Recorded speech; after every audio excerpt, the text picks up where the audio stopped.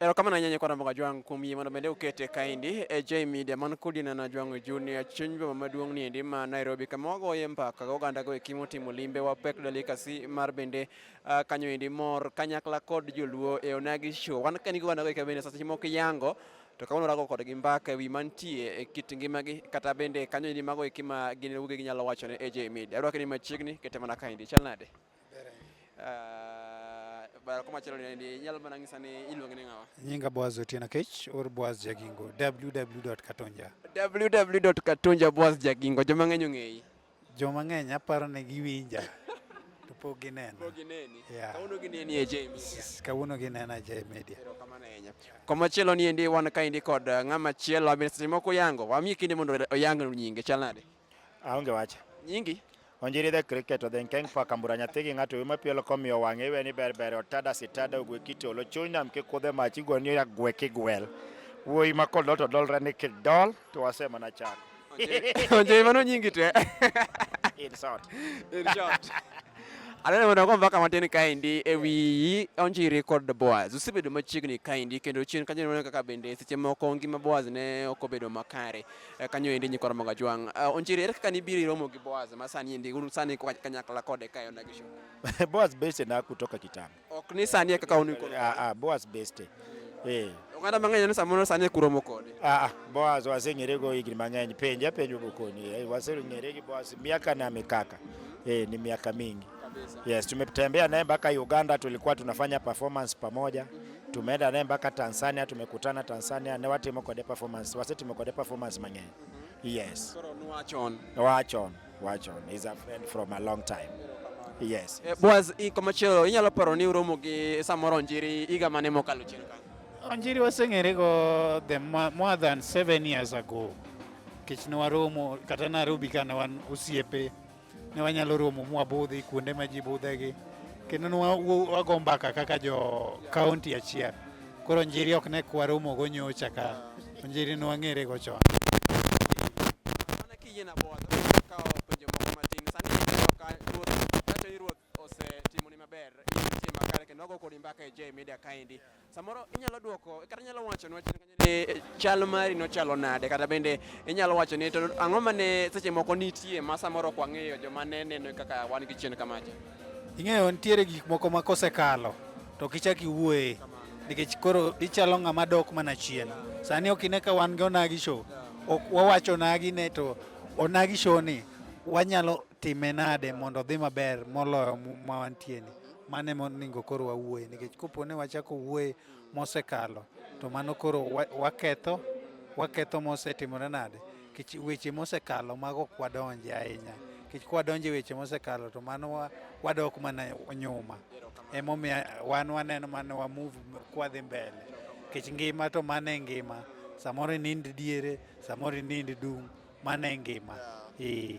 wadok kuom Onjiri seche moko ji owuoyo mang'eny e kony mari mane chwalo ne Boaz Jagingo inyalo wacho ang'o kanyo endi sani endi Boaz ni kare kendo adwoko Nyasaye erokamano kuom mano in iwuon kamikale kode ma sani endi aneno kuwuotho kode ibiro kode nyaka e onagi show kaendi kony ma ichiwo kaka osiepni kanyo endi ji owache matie inyalo wuoyo kode kawuono kiwacho negi ang'o seche geki an gima ng'e ni e piny kae there are two types of people nitie jok ma react nitie jok ma act.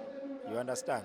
Nitie ng'at ma kono ka wanyawadgi dhi marach tendo kama ng'ana lakini kopo ni ng'ato ka nyawadu kalo duk tiringi ume bed ng'ama act kik bed ng'ama react. Koro kuom jiji to nyaka wuoga mara oda tiyo gi Boaz mara kiana ng'owa oloso dhano yiene wuoyo ba lakini as long as in wuon ng'eni timo gima ber gi dhodi chunyi makara Nyasaye ng'eni timo gima ber wene Nyasaye mojaji dhano to nyaka wuo ba dhano to mano to wang'iyo go donge Boaz erokamano ahinya Onjiri aduogo kuom Boaz weche mag thum magi sani endi iketo kanye kata bende nitie mpango moro amora miseketo magi mag duogo samoro e field mar thum kaendi sani ng'ene gigi iduoge mana mos ing'ene kionge gini to ok iduoga ng'wech kamano imiyori time mondo mi time no bende mondo mi imbi ilos gigeni kendo kiloso gigeni to koro imiyori time nyaka wamire time mondo be maybe dwe mar achiel ka chak dwe mar achiel kanyo koro ji biro bedo gi mpango maber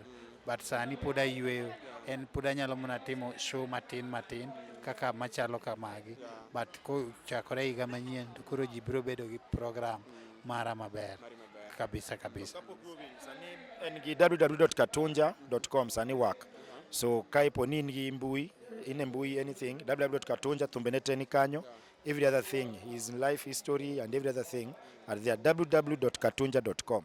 It is working full time. Yes, gimora mora ni kanyo.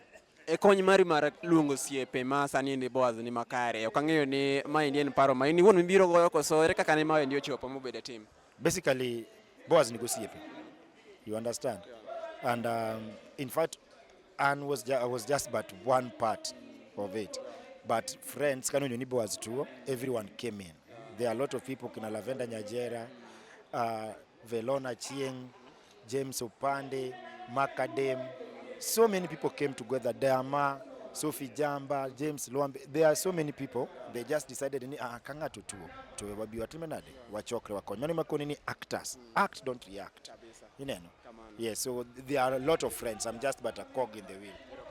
Okadwa kete koyo Boaz. Inyalo mana ng'iso samoro ni en ote mane moin godo ne jomoko ma bende nobedo kodi machiegni sama ne gi chandruok. Ote ma an go agonu mana erokamano ne kik ubed ne an kenda.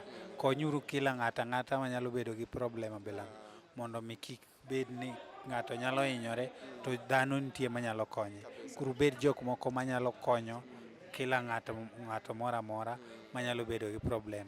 Kendo umed bedo gi chuny ma un gono, Nyasaye mondo medu. An bende agonu erokamano kuom kony musebedo go kukonyoga.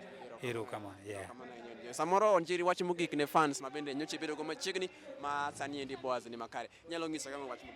Gimanya ngiso gani Boaz is still here. Boaz is still as good. So we have programs. There are songs masani wada record, but what podorito akishakuwa tu poa tunaingia studio na kila kitu itakuwa hapo kwa www.katunja.com. Yes. Igomba bede idhi bede team mare mar bende samoro weche mag thum kama endi. Thum weritakia to lakini wanyalo mere advice. Wanyalo mere advice. Asa wach mogik kapok awe Boaz ing'iso kata ni yudi nang'o ng'ama samoro gombo ne. Yuda tidhi ibro yuda kanyo kata Boaz Jagingo mano social media kindiko gimora mora ibro yuda kata namba na mar simu en 0726 33 7532.